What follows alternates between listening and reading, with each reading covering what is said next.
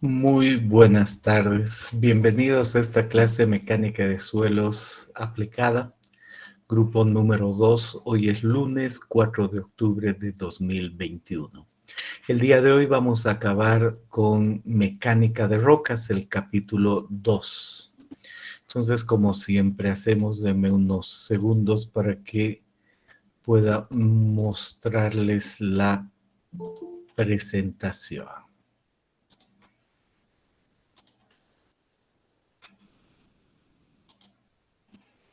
Bien, entonces pueden ver ustedes en su pantalla la presentación y vayamos a ver los detalles. Ya sabemos hartas cosas. Sencillo, pero sabemos muchas cosas. Entonces, dentro de lo que sabemos es qué es la roca intacta, qué es el macizo rocoso, qué son las discontinuidades, y esta es una foto de un macizo rocoso. Y por supuesto vamos a estar lidiando con roca intacta o con un macizo o solo con discontinuidades dependiendo la situación, el tamaño. En una obra como un túnel, si queremos saber algo muy chico ahí y no hay ninguna discontinuidad, aplicamos la mecánica de rocas y conforme vaya cambiando la situación, vemos las propiedades de las discontinuidades o del macizo entero. De esa manera hemos separado en matriz, discontinuidades y macizo. Y hemos ya entrado a hablar de macizo. Y hemos dicho, para poder hablar de lo mecánico hay que clasificar, y ahí entra el RQD. Lo hemos entendido muy bien con esta otra gráfica de qué es recuperación y el RQD mismo, y que el RQD aparte puede medirse con un JB.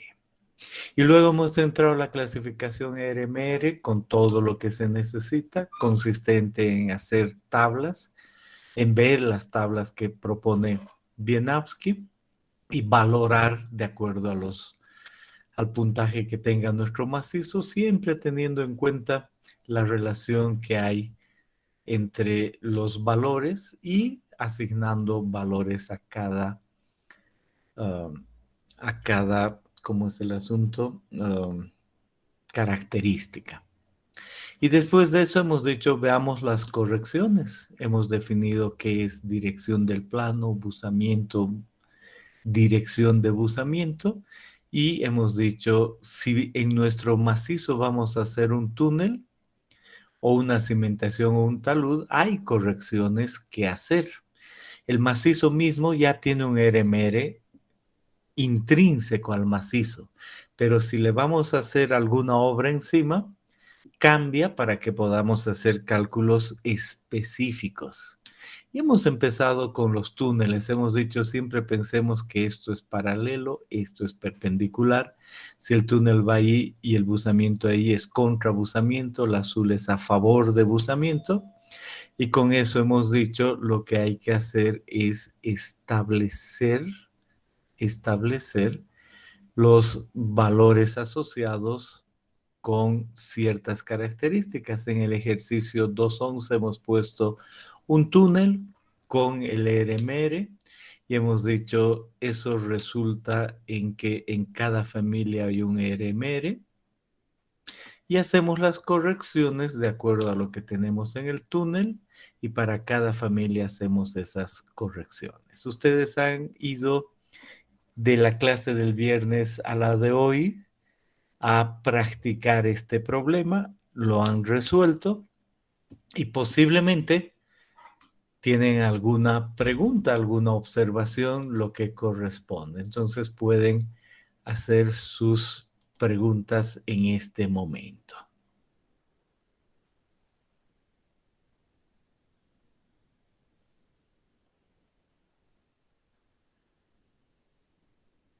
Ingeniero, buenas tardes. Adelante, por favor.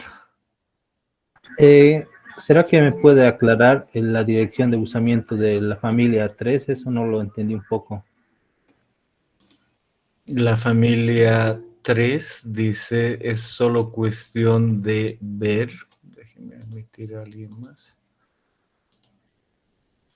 de ver lo que dice acá. Entonces, me dice la familia 3 está acá, datos del problema, y me dice tiene esa orientación, esa dirección de buzamiento y ese buzamiento, porque está escrito acá. En el siguiente capítulo voy a ver cómo yo lo obtengo, pero aquí entiendo eso. Y he dicho que eso representa un ángulo alfa. Ese es el ángulo alfa y este es el ángulo beta. Y recurro a la definición.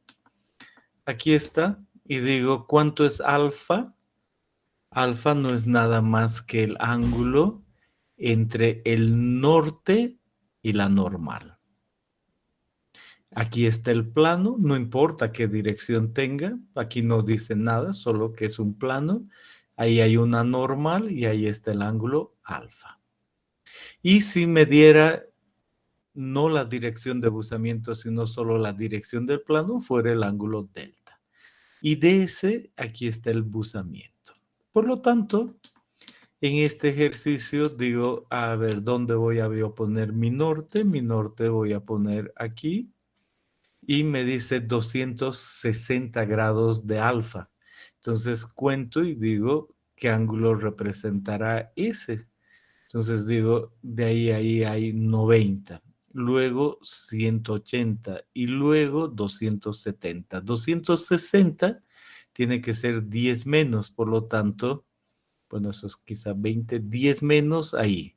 Pero ¿a qué? A la normal de ese plano. Por lo tanto, perpendicular a la normal está mi plano 3.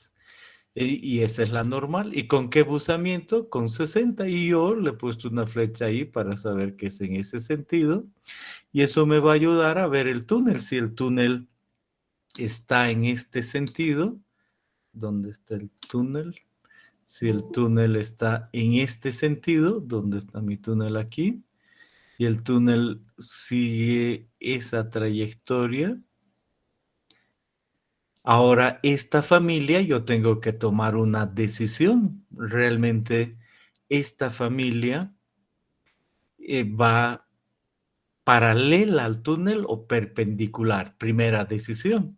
A ojo, digo, no es paralela, ¿no? Es más bien perpendicular. Y si el túnel va en ese sentido y el buzamiento va a eso, va contra buzamiento. Entonces aquí dice F3 la considero perpendicular y contra buzamiento y el buzamiento es 60.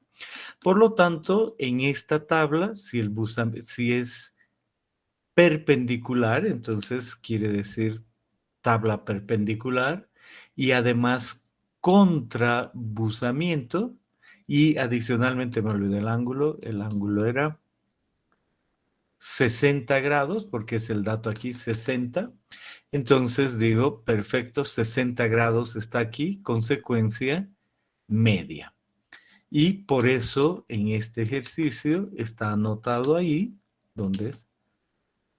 La familia 3 perpendicular, contrabuzamiento, beta 60, media.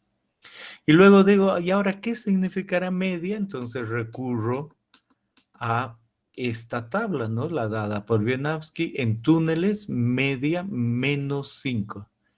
Consecuencia, menos 5 le corresponde aquí. Entonces la familia 3 ya tenía un RMR de 49, menos 5, 44. Y es lo mismo es en cualquier familia, en cualquier situación. ¿Ha quedado claro?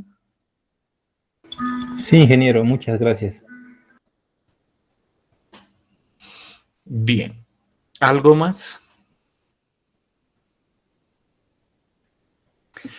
Una aclaración, no he dicho nada, pero por supuesto es decisión de uno.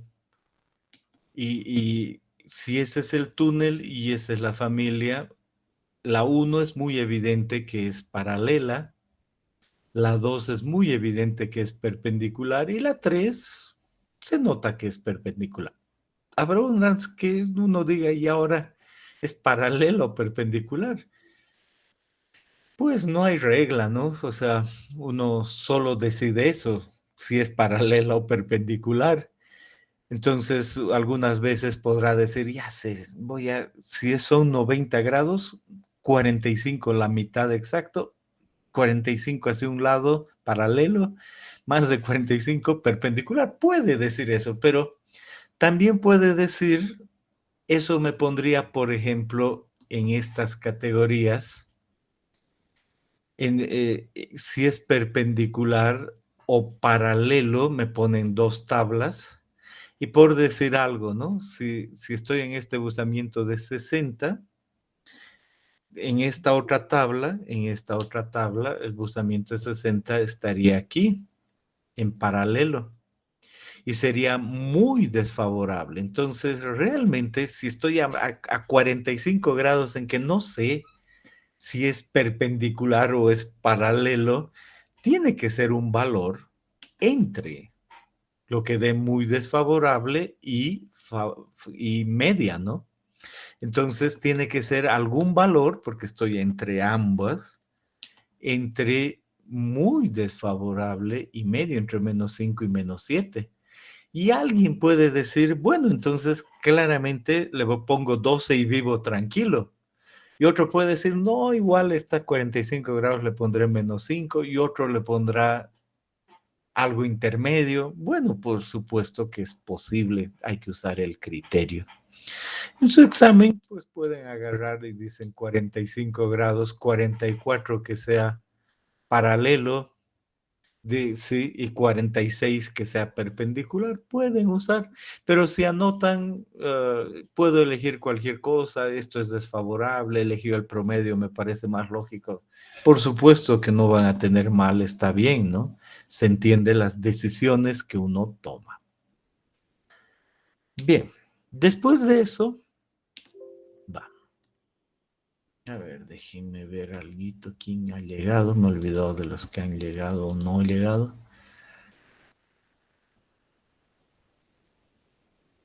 Aparece un problema que les he subido hoy día.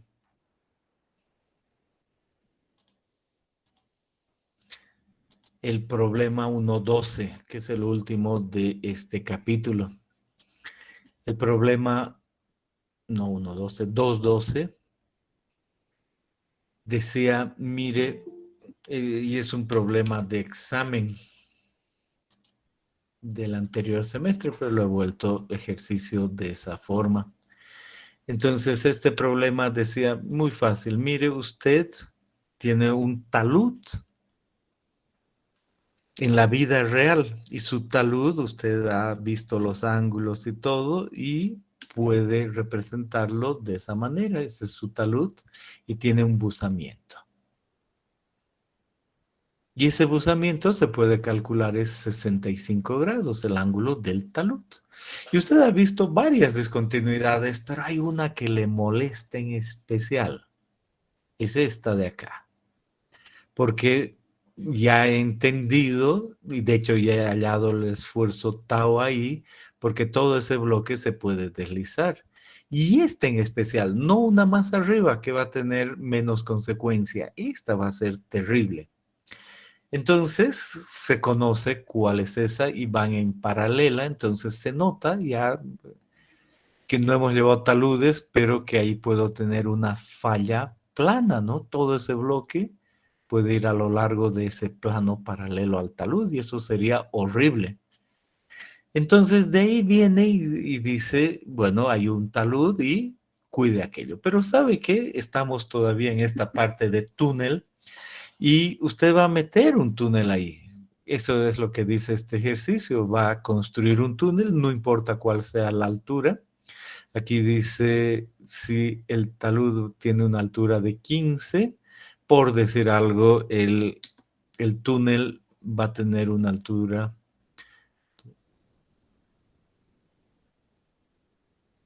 de 5, por decir algo, ¿no? Entonces realmente uno va a excavar un túnel y el portal va a ser ese, ¿no? Entonces es lógico pensar que puede suceder eso.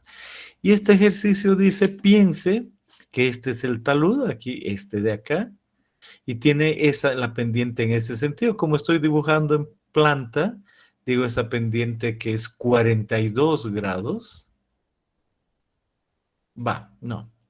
El talud, este talud, tiene una pendiente que es 65 grados, está aquí, y tiene un buzamiento en ese sentido, por eso las flechitas, solo para entender, y el túnel excavado va a ir ahí. Entonces, dice aquí, el macizo tiene un RMR ya dado de 65 como macizo. Ahora, para ese túnel que va a ingresar ahí, para esa familia, por favor, dígame cuál sería el RMR corregido. Entonces, en ese sentido, en este examen, decía, hagamos lo que acabamos de ver. Es clarísimo que va contrabuzamiento aquí y es perpendicular a esa familia. Entonces, el túnel va perpendicular y contrabuzamiento, y beta de la discontinuidad, porque es 42, está entre 20 y 45, entonces es desfavorable, menos 10. Entonces el RMR del macizo para trabajar en el túnel debe ser considerado 55, pero el del macizo sigue siendo 65, ¿no? Eso queda claro.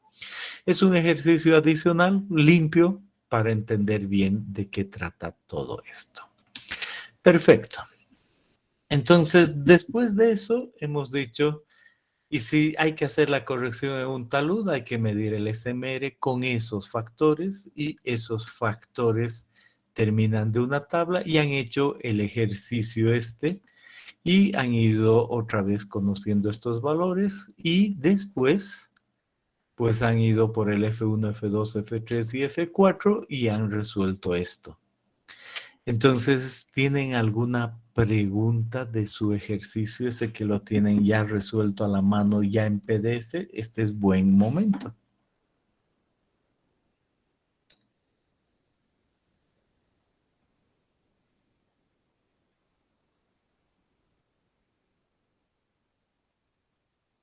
Bien. Y luego viene el ejercicio 212, que lo he subido hoy día, y dice la segunda parte, o la primera en realidad, no importa, la primera, pero para entender bien el orden, en ese mismo, ahora para esa discontinuidad, pruebe cuál es el SMR. Entonces uno hace todo esto que conocemos, y miren qué interesante, y por eso he puesto eso aquí. Dice, si ese es el talud y esa es la discontinuidad, eso es desastre seguro, ¿no? A eso va. Y miren cómo termina el F3, menos 60, para multiplicar un 1 y un 0,85. El 42 asociado con 0,85, si fuese mayor la pendiente, termina siendo ese 1. Pero el RMR, que era 65, con ese menos 60, con ese 1, ese 0,85, ese es un montón. Y el más 15, porque es natural. Si yo excavara eso mecánicamente, más 0. Y de 65 ahora es 29. Entonces, ¿qué nos avisa ese 29? Que va a ser un desastre. Se va a caer eso, pero como concepto, no como un valor exacto.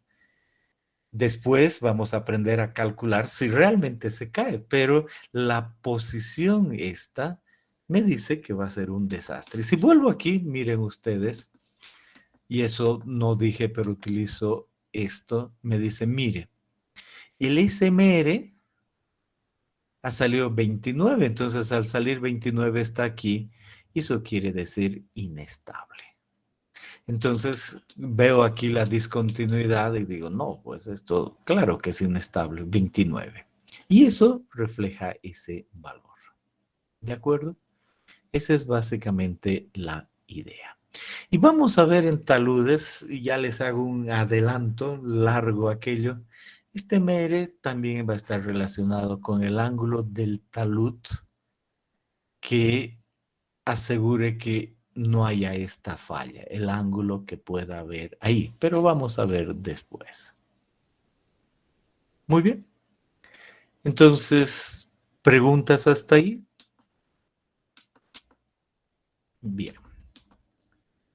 Y luego hemos dicho, pasemos a las cimentaciones. Igual eso, y hemos entendido que Vinavsky y Orr para gravedad pusieron los valores adecuados y hemos entendido que eso, por ejemplo, representa para esa presa ver la discontinuidad y decir con respecto a la presa cómo funciona esto, ¿no? Y hemos entendido eso. Y luego viene Romana que dice, vamos a dar el DMR y el DMR es el básico pero seco más ese factor de corrección y con un CF que está asociado con la inclinación. En el túnel dije, ¿qué hacemos? A 44 es paralelo, aquí también, perpendicular. Entonces ahí aparece ese valor y he dicho muy simple, ese valor, este de acá tiene que ver con la perpendicularidad de esto. En otras palabras, si yo tengo, vamos a ponerle nuestra reglita aquí, si yo tengo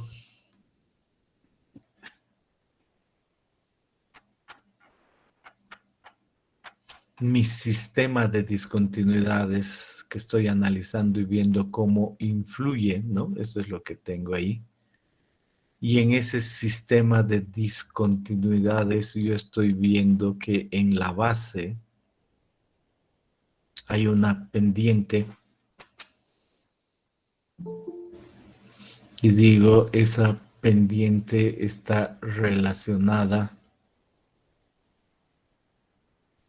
con esa inclinación, pues me queda muy claro que ahí como está es una inclinación de 45 grados y veo es esa y digo 45 grados exactos y además paralela en planta, eso más dibujaremos.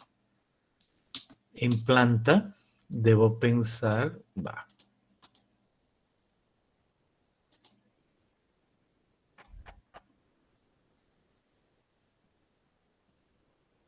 ¿Dónde estoy?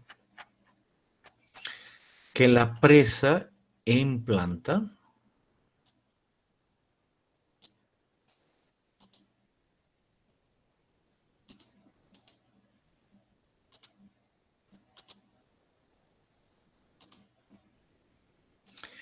va a corresponder a aquello y en planta la discontinuidad la tenemos que poner encima, ¿no? Esa es básicamente la idea.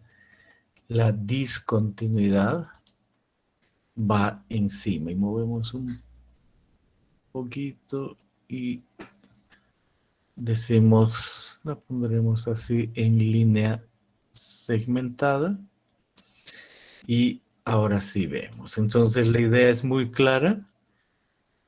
La presa, el eje de la presa está ahí y la discontinuidad en ese sentido. Y vamos además a agregar aquí que el norte está totalmente definido y el norte está ahí, ¿no? Esa es básicamente la idea.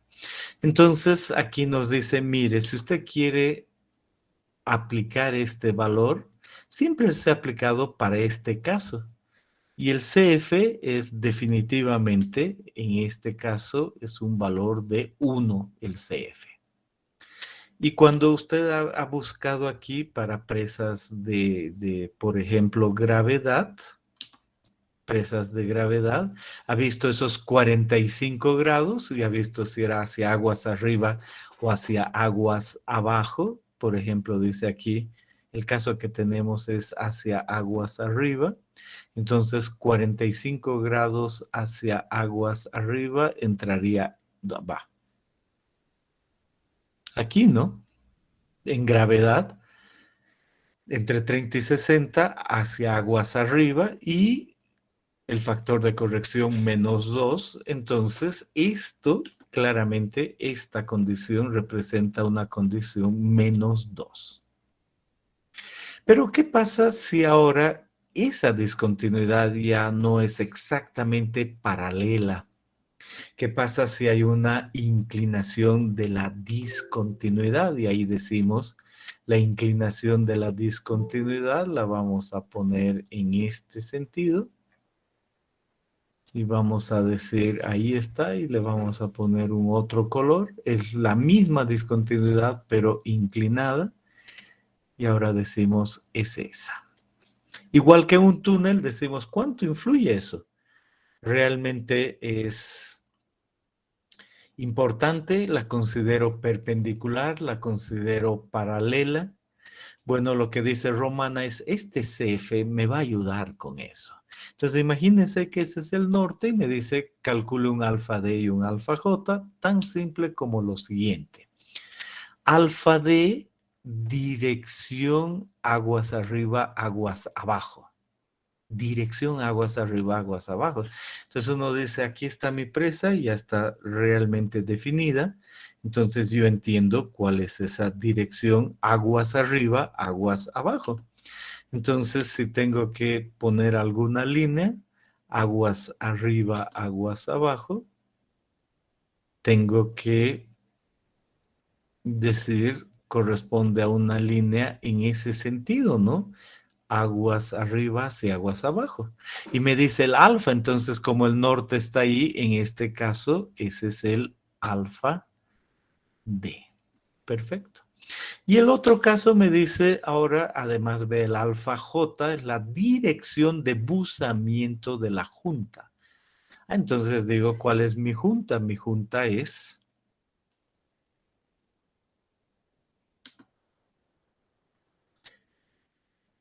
esta de acá. Primero era la roja, ¿no? Entonces digo la dirección de buzamiento de la roja.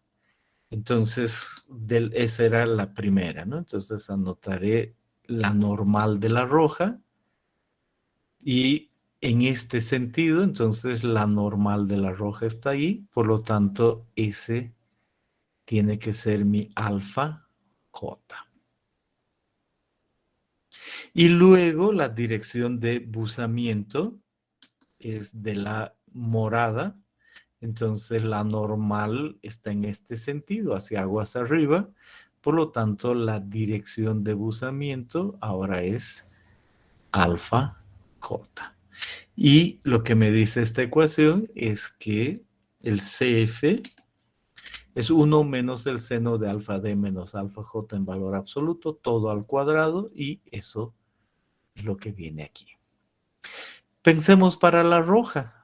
Me dice el alfa D, esta dirección es claramente 90.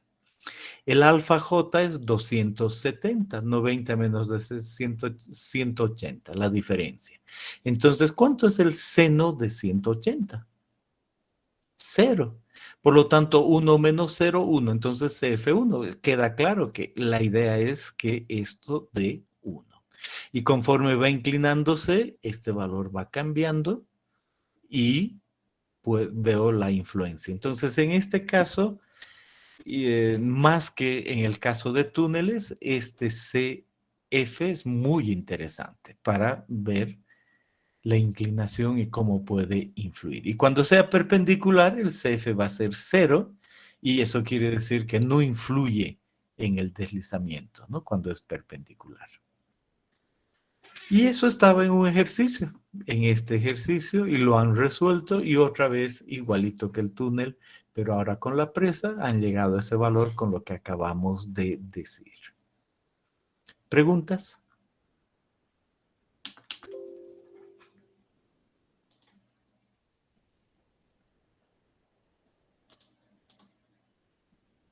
Bien. Y eso es lo que ya sabíamos, ¿no? Hemos solo repetido aquello. Ahora vayamos a lo nuevo. Si hay preguntas, con toda confianza. Ok. ¿Qué otras clasificaciones hay? Ya no las vamos a ver en tal profundidad.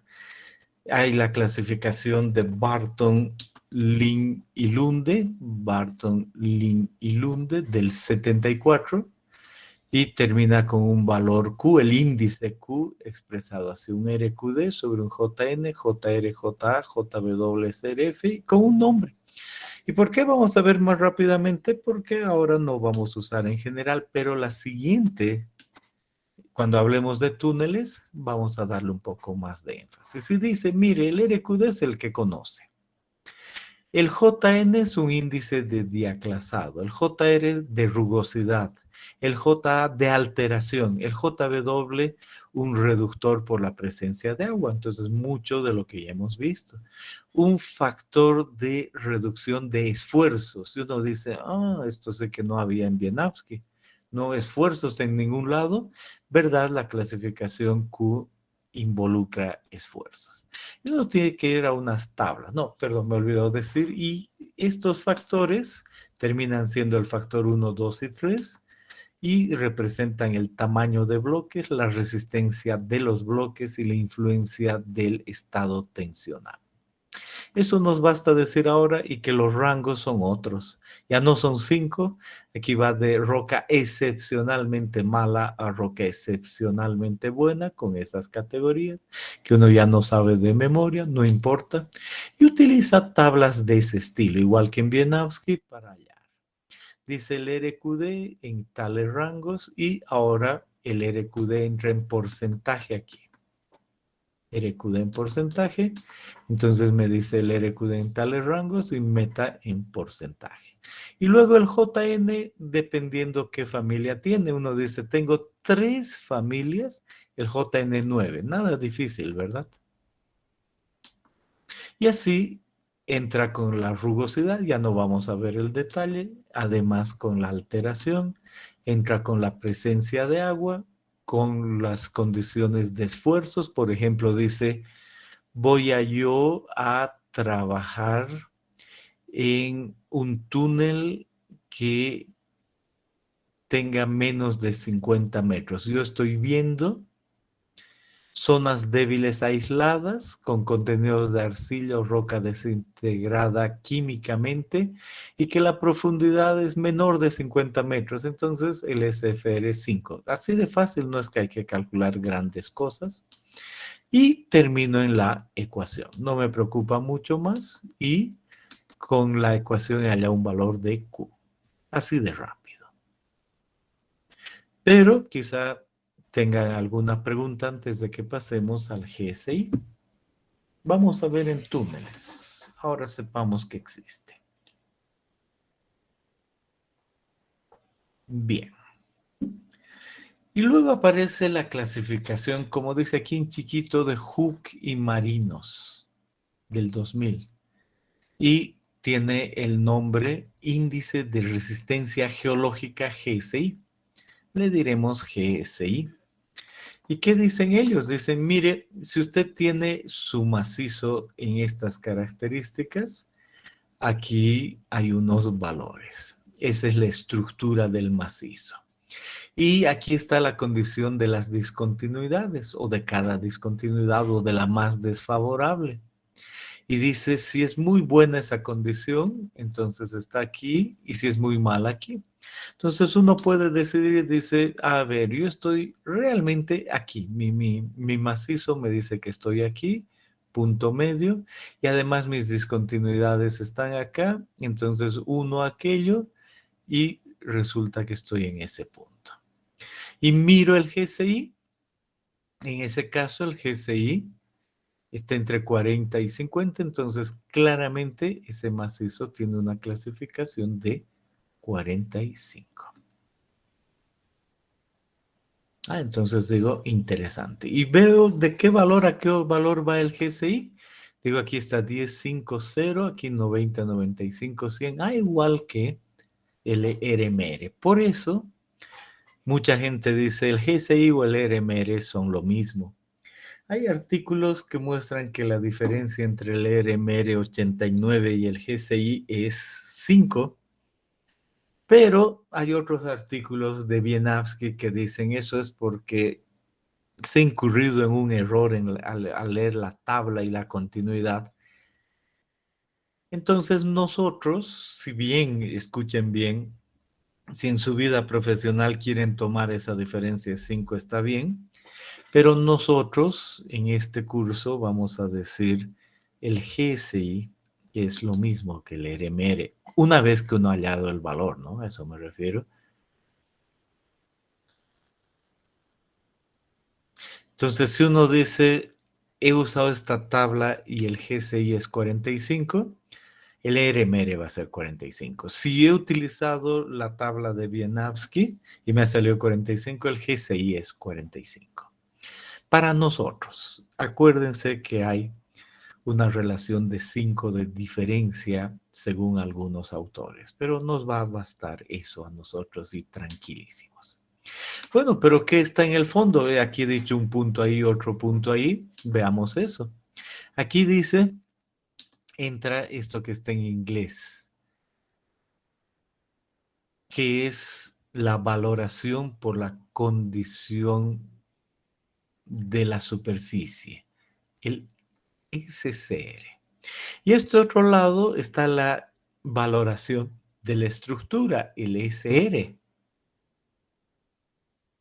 ¿Y dónde aparecen esos? Aparece aquí el SR y aparece aquí el SCR.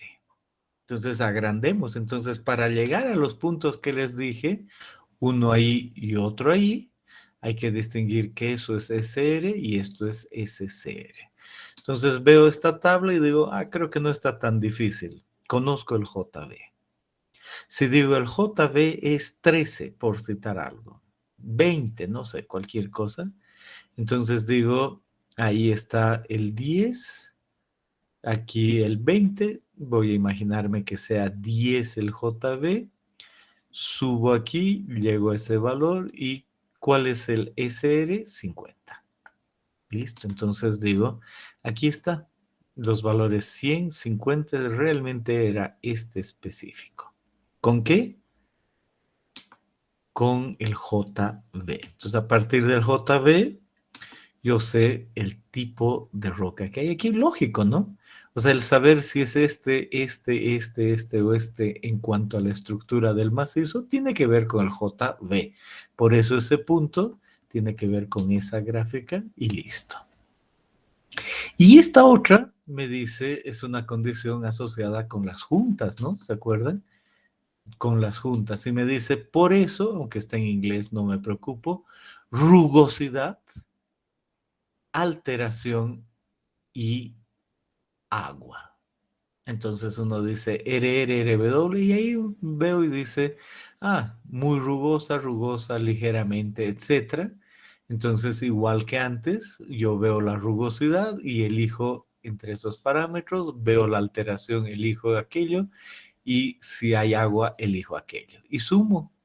Si, por ejemplo, el resultado que era muy rugosa, 6, y nada de alteración, 6, pero llenita de relleno, aquí dice el último es relleno, no sé qué he dicho antes, es el relleno, y aquí aparece que tiene un material suave mayor de 0,5, 0. Entonces 6 más 6, 12, y más 0 sigue siendo el 12. El SCR es 12. Entonces vengo a esta tabla y digo, ¿dónde está el 12?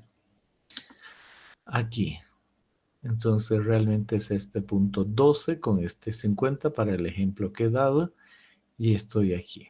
Ese es 50, ese es 40, este es 45, entonces este seguramente es un GSI de 48. Más fácil y más simple que el RMR mismo, ¿no? Porque finalmente si yo ya conozco para calcular el RMR, el JB o el RQD y sé las condiciones de la junta más desfavorable, ya está. Ahí está. Entonces este sistema es más fácil, válido, sin ningún problema. Es así de simple, con lo que acabamos de decir. Y por último, y después pueden hacer las preguntas que quieren, la gente se ha preocupado de decir, ¿y cuál es la relación finalmente entre el RMR y el Q? Y por supuesto que hay muchas relaciones, ¿no? Miren, una ahí, otra ahí, otra ahí y otra ahí. ¿Por qué uno quisiera una relación? Porque está trabajando en un túnel y trabaja con el RMR y de repente encuentra una tabla, algo con Q. Por eso quisiera un RMR. Por eso normalmente no se olviden si les toca trabajar en un túnel y están en la clasificación, clasifiquen usando la tabla RMR y clasifiquen usando la tabla Q. Y para ese túnel van a tener exacto la relación entre el RMR y el Q y no se preocupan mucho. Y nada más, eso es todo con respecto a esto. Por supuesto, la clasificación RMR en cierto grado se relaciona con la Q. La RMR solo tiene muy buena hasta muy mala y la Q tiene además otras categorías y aproximadamente se relacionan de esa manera. Lo que uno podría decir 5 en clasificación Q es entre 41 y 60 de RMR. Pero vuelvo a decir, no es que uno tiene que saber esto, clasifica uno, clasifica otro y tiene ambos. Bien, ahí no ha acabado la clase, pero ahí ha acabado la clasificación de macizos, entonces pueden hacer sus preguntas.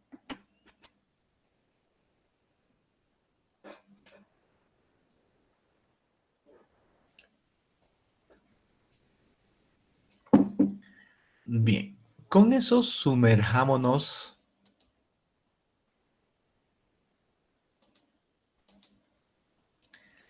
en las propiedades mecánicas del macizo.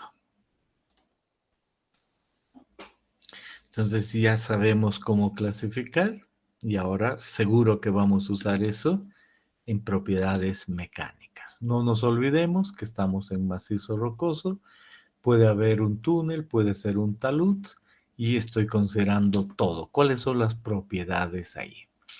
Y ahí subrayamos otra vez y decimos Hooke y Brown. Qué interesante. Hooke y Brown, y ahí está. Entonces ahí dice Hooke y Brown. Yo ya he visto que en roca intacta, Hooke y Brown tiene esa ecuación, roca intacta.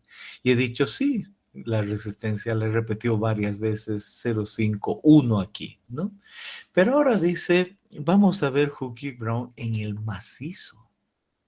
Entonces aparece un criterio, fue pasando el tiempo y en macizo llegó el 2000 o 2002, el 2002, y Hooke, su criterio, el criterio de Hooke y con su compañero Brown, escrito por Carranza algo, escribieron un artículo y dijeron, bueno, hemos ido modificando, por eso se pone original, y en roca intacta había algo y en macizo la misma forma, pero ha sido modificada. Entonces, el día de hoy, cuando pensamos en las propiedades mecánicas del macizo, tenemos que pensar en esta ecuación.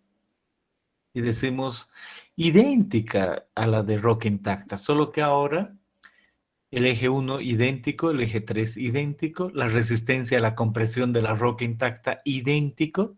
Y uno dice, claro, es obvio que en un macizo vaya a influir la resistencia a compresión de la roca intacta, es obvio. El MB, un factor del material, y el S asociado con la clasificación. Y el A asociado con la clasificación. Entonces uno dice, qué fácil. La misma relación de siempre con ligeras variaciones. Influye la roca intacta e influye la clasificación del macizo. Y se tiene la misma envolvente. El MB está asociado con el M del macizo intacto, o sea, de la roca intacta.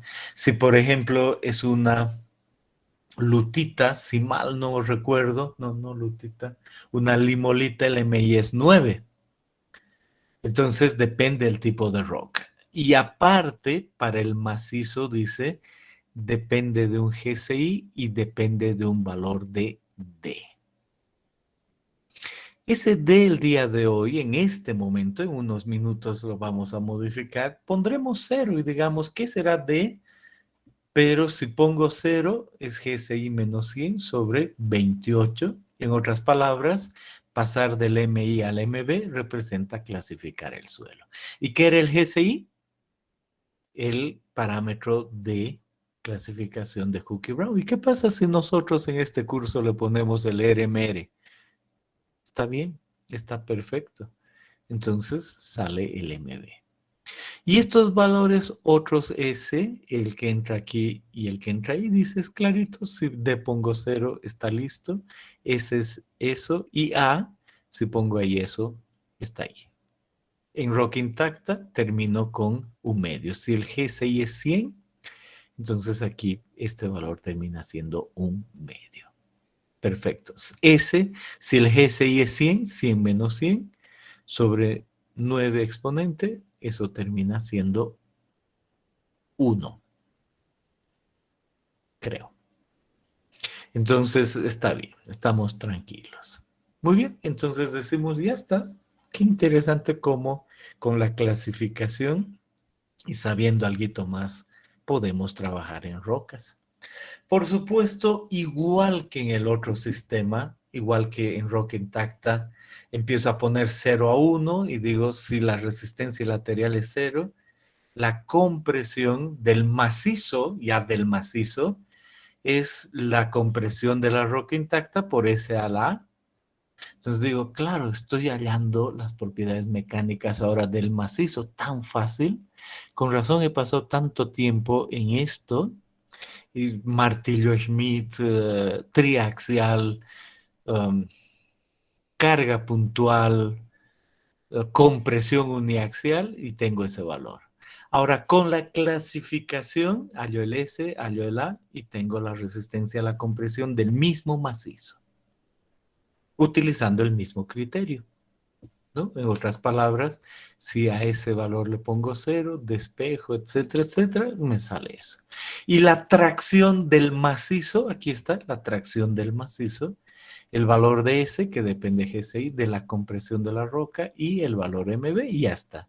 Entonces, miren qué interesante, estas ecuaciones son obvias, fáciles y simples, y conozco lo que conocía de la roca intacta, ahora en el macizo, pero ha tenido que entrar la clasificación. Y por supuesto, aparece otra vez la idea de que sigma 1 y sigma 3 terminan también expresados como tau y sigma, y ese autor dijo, si considera el sigma esto y el tau esto, va a hallar la relación.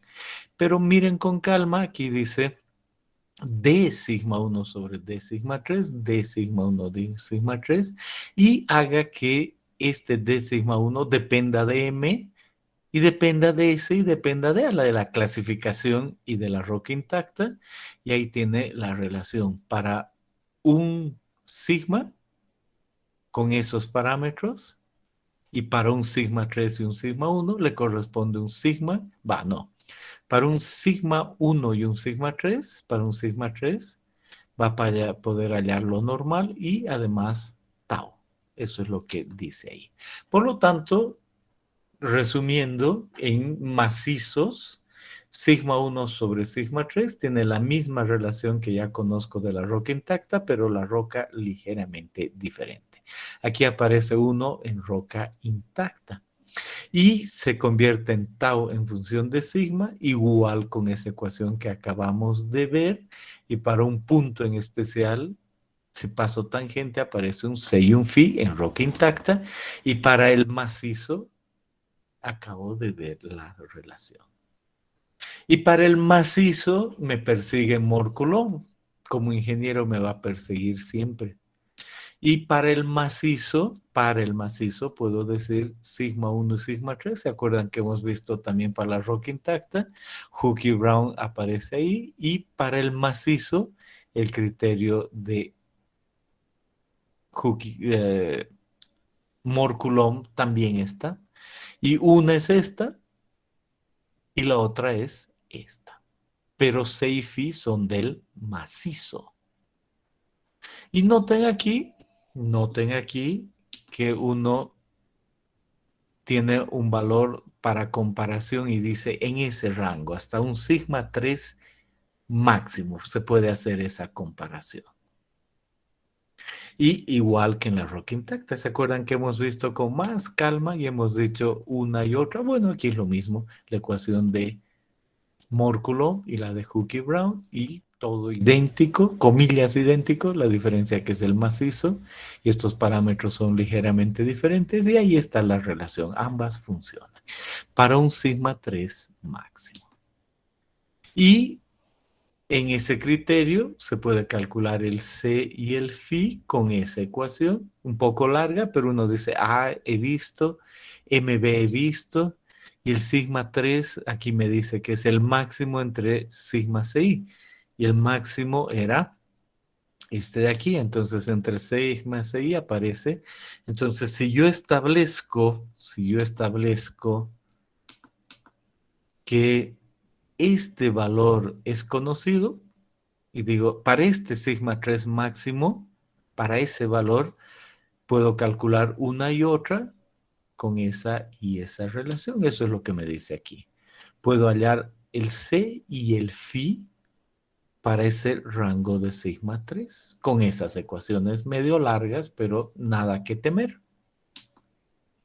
Dice, si hablamos del sigma 3, ese sigma 3, bueno, extra de la ecuación de Mohr-Coulomb que ya la acabamos de ver, dice, ese sigma 3 máximo puede calcularse de forma empírica en túneles y taludes. Ese que es máximo, dice, es lo siguiente. Si usted tiene un talud o un túnel primero, aquí está, estaba buscando para túneles. Entonces, ese sigma 3 máximo depende del peso unitario de la roca, de la altura del túnel y de un sigma prima C.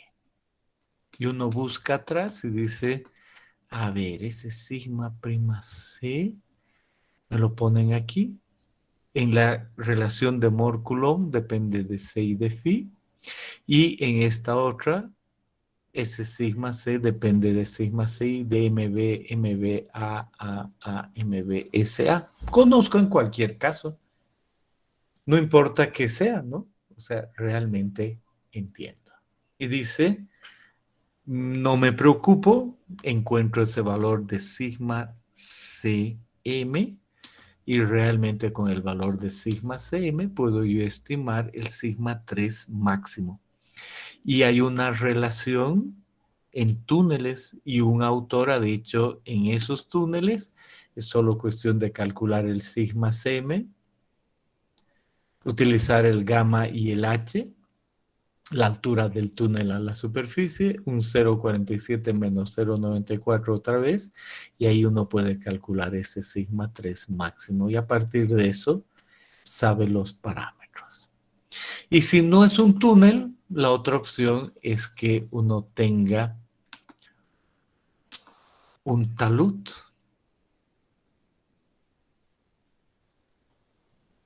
Y en ese caso, igual puede hallar ese sigma 3 con el sigma m, pero con una relación ligeramente diferente aquí. Y h en este caso no es la altura al túnel, sino es la altura del talud. Entonces vuelvo atrás y digo, a ver, ¿qué acabo de ver para un macizo rocoso? Acabo de ver que la envolvente, que es clara y determinante del macizo rocoso, podría expresarse por el modelo de Hooke y Brown. ¿Cuál es el modelo de Hooke y Brown? Este que está aquí. Hooke y Brown. Y también podría expresarse por el modelo de Mohr-Coulomb. Y las ecuaciones se relacionan. En el plano sigma 1, sigma 3, aquí está sigma 1, sigma 3, estas ecuaciones, en esta que dependen de C y phi, y en esta otra que depende del MB, del sigma C y estos parámetros asociados con la clasificación, me dan esas envolventes. Y aquí digo, esas envolventes se comparan con un sigma 3 máximo. Y el sigma 3 máximo estipulado para hacer la comparación depende de si es un talud o un túnel. Y este valor de sigma 3 máximo se puede estimar de esa manera para túneles y de esta otra manera para taludes. Al revés, para túneles el primero y para taludes el siguiente. Y por supuesto aparecen ecuaciones que parecen un poco largas, pero todo manejable. Entonces esa es una primera parte. Ya vamos a ver cómo se maneja, pero hasta ahí. ¿Tienen alguna pregunta? Este es muy, muy buen momento para hacer cualquier pregunta.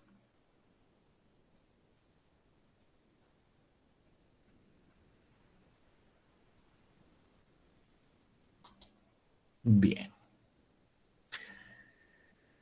Ahora, con eso dicho, ¿hacia dónde vamos? ¿Qué más hay? Nos faltó el valor de D, ¿se acuerdan? Hemos dicho, vamos a ver después. Bueno, el artículo que habla del criterio generalizado dice, mire, el factor de D no es nada complicado.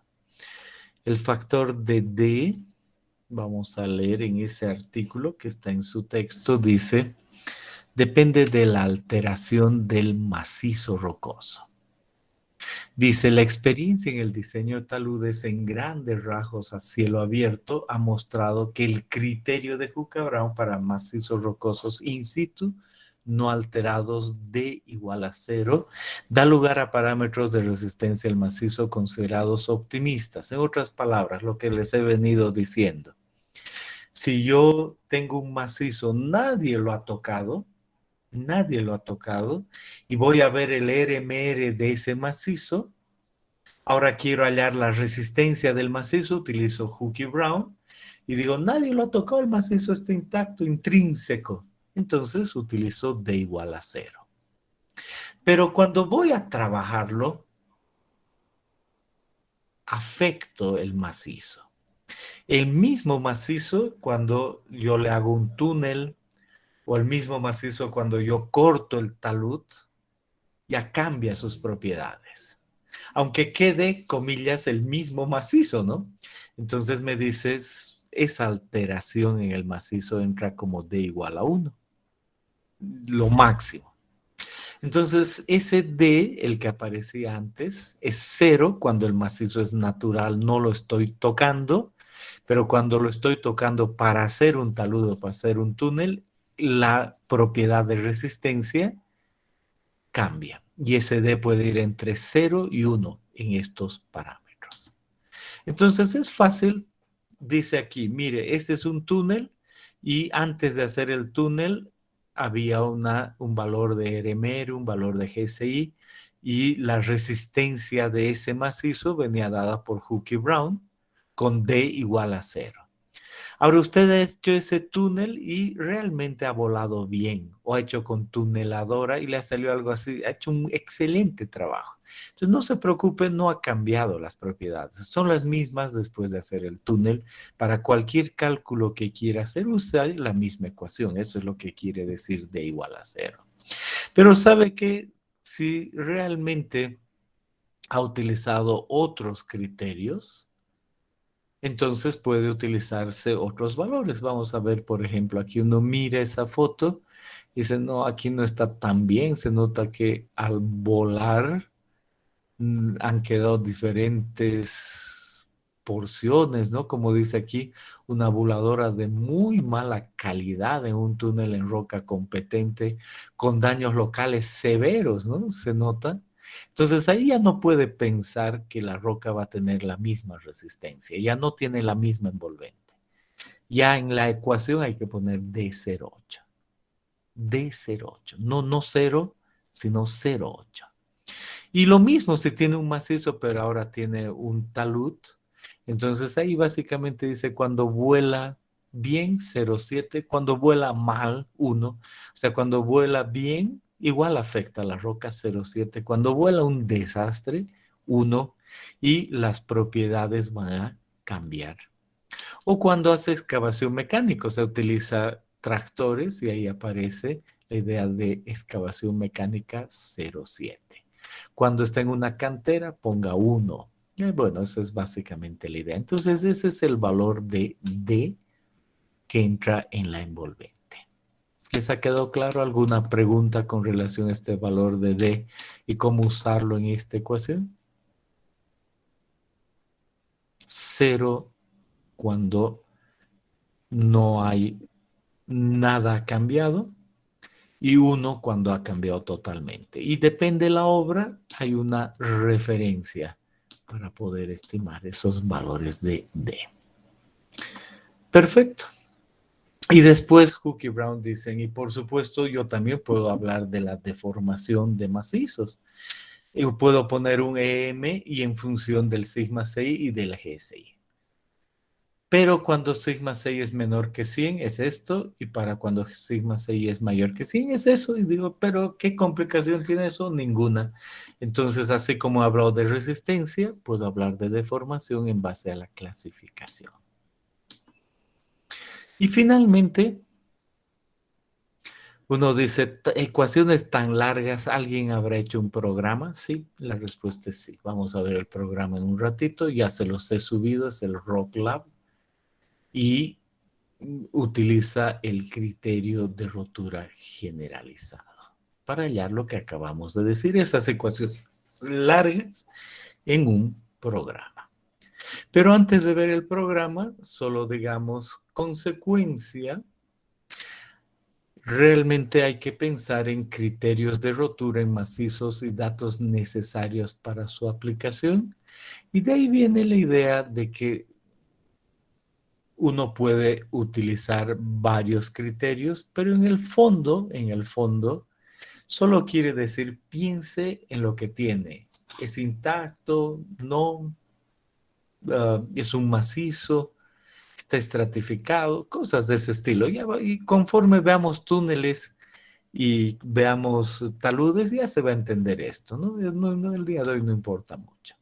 Pero queda claro estos módulos. Y así como hemos hablado de este módulo, ahora digamos, el nuevo criterio dice que los nuevos valores son esos, no nos preocupa mucho, y que hay muchas otras ecuaciones para hallar esos valores de, como esta otra, en función del RMR. Otros autores, Serafín y Pereira, dicen, no, más bien es otra ecuación, no nos preocupa mucho, solo queremos entender que hay un montón de ecuaciones. Bueno, finalmente, en el ejercicio 2.12 dice, si vamos a hablar de macizos y propiedades físicas y mecánicas, por favor, calcule el RMR. Dice, bueno, ya viene dado, ya hemos entendido de dónde sale. Y esta ecuación, que no las he mostrado, pero que es una ecuación real y ahora se las presento, dice, en base al RMR y el peso unitario de la roca intacta, se puede estimar el peso unitario del macizo. Entonces, en este problema hay datos para hallar la densidad de la roca intacta y con el RMR se puede estimar la densidad del macizo. Y noten que la roca intacta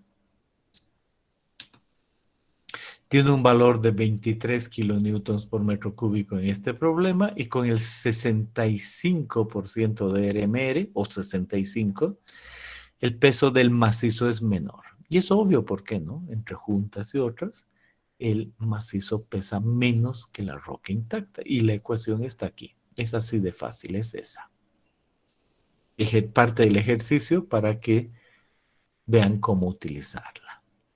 Y en este ejercicio después dice, veamos las propiedades mecánicas. Entonces, de la roca intacta se da un triaxial en el ejercicio para que repitan lo que ya saben. Y en el triaxial, uno dice el MI es 19 y el sigma CI es 76.33 de la roca intacta. Y pregunta en este ejercicio, y ahora avíseme la resistencia a la compresión del macizo. No quiero de la roca intacta.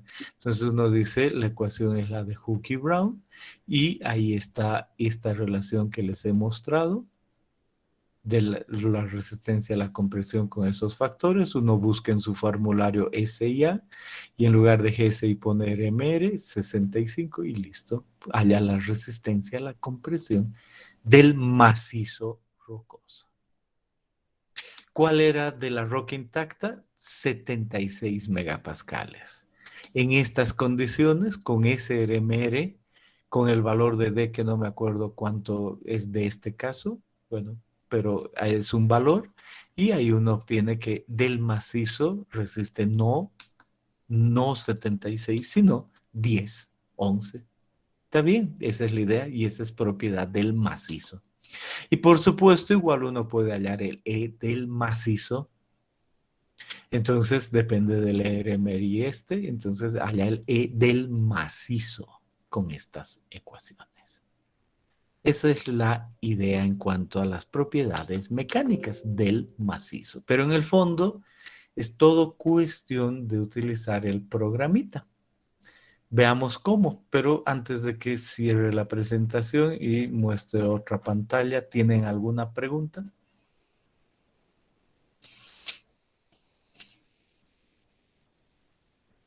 Bien, entonces cerremos esta presentación. Ya les he subido al Classroom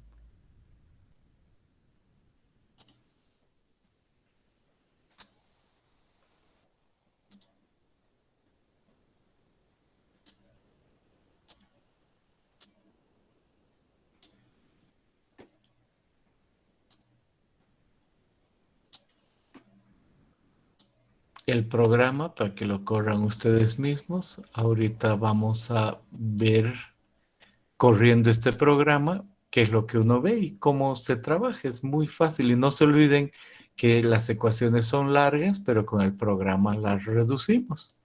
Entonces, en la vida real, uno usa este programa, lo corre. Hay que aclarar que es versión 2008, la versión 2021 incluye muchas más cosas y ya se paga, antes era gratis, ahora ya no. Bueno, entonces ahí ven que hemos corrido el programa y nos dice, no hay mucha preocupación, se ven chiquito, pero no me preocupo mucho. Aquí digo, a este lado entra la resistencia a la compresión, el GSI, el MI, el D, y son valores que están ahí. Y este programa en especial dice, mire, si usted no se acuerda mucho,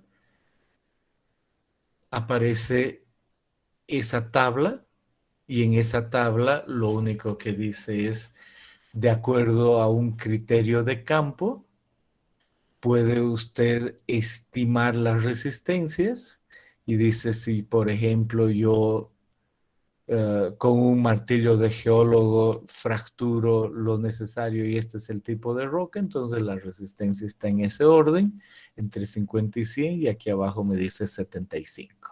Si no la he medido, y vamos a ver eso en el siguiente capítulo. Y pongo OK, entonces cambia eso y puedo hablar del GSI, y la maravilla de esto, del GSI, es que aparece ahí. Yo ya sé cómo hacer ese cálculo, el día de hoy hemos visto, pero la maravilla es que ahí dice general y aquí abajo dice Flish.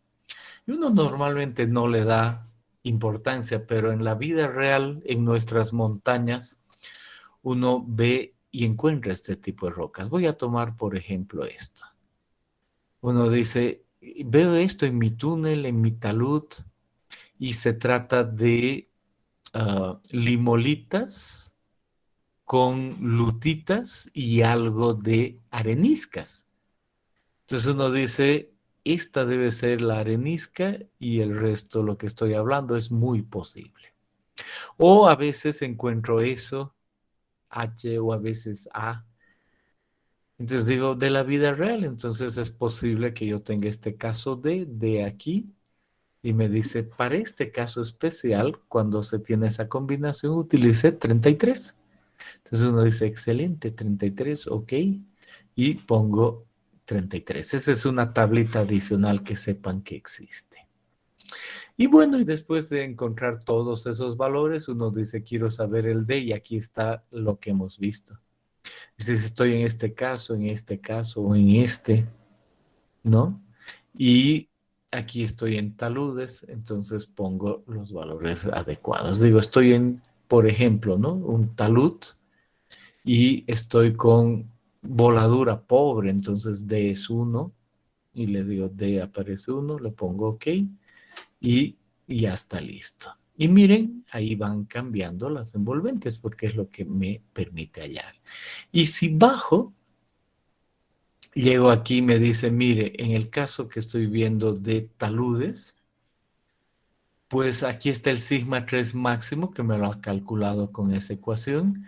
Mi talud en este caso tiene este peso unitario y esa altura y me da la relación para C, phi.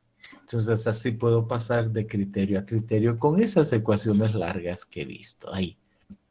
Y además me avisa la resistencia a la tracción del macizo, a la compresión del macizo, este sigma cm y el E del macizo con la ecuación que he visto. Esa es básicamente la idea, eso es todo. Entonces no se olviden que puedo hacer el cálculo, ese ejercicio me dice, pero obviamente obtener una y otra envolvente entre sigma 1, sigma 3 o cualquier otro punto requiere un programita y eso es más rápido. Pero he visto las ecuaciones y qué es lo que representa. Eso es todo, entonces ahí estamos con el capítulo de mecánica de rocas. Ya sabemos harto, son cosas muy sencillas cuando uno termina viendo las ecuaciones, los ensayos, pero involucra muchísimo la mecánica de rocas. Bien, entonces con eso dicho pueden hacer sus preguntas.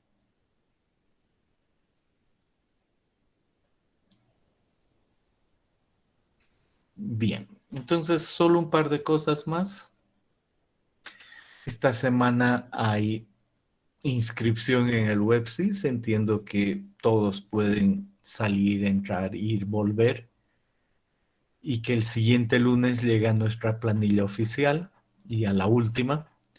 Y por eso, sabiendo ese cronograma, es que he dicho ningún examen hasta aquí, sino el examen el siguiente jueves, como de aquí a una semana, creo. Más o menos algo, no importa, no se hagan líos si no es el siguiente jueves, pero ya es pronto. Y todos sabemos que hay un anuncio totalmente oficial que dice, docentes, si usted quiere tomar examen presencial, solicite un aula y le vamos a dar un aula.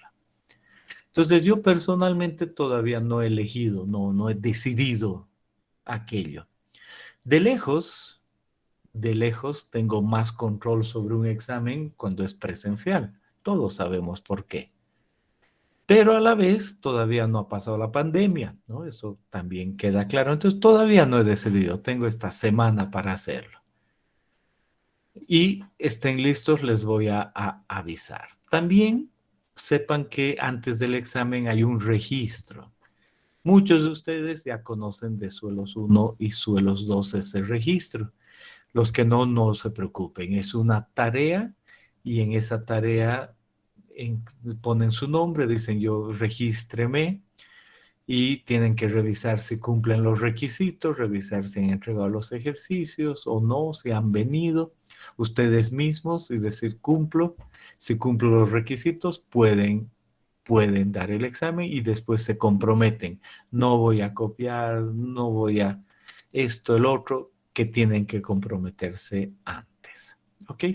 Si es que dicen, no, yo qué tristeza, no, recién me estoy poniendo al día, tenía una y otra cosa, no cumplo los requisitos, espero cumplirlos para el final, entonces perfecto. Para el final pueden entrar, ¿no? Se supone. Pero ya hay requisitos que cumplir, no se olviden aquello. Y ahí viene el formulario, que seguramente va a subir la siguiente semana. Con eso dicho, cerramos aquí nuestra clase. Dejo un espacio por si ha surgido alguna pregunta más.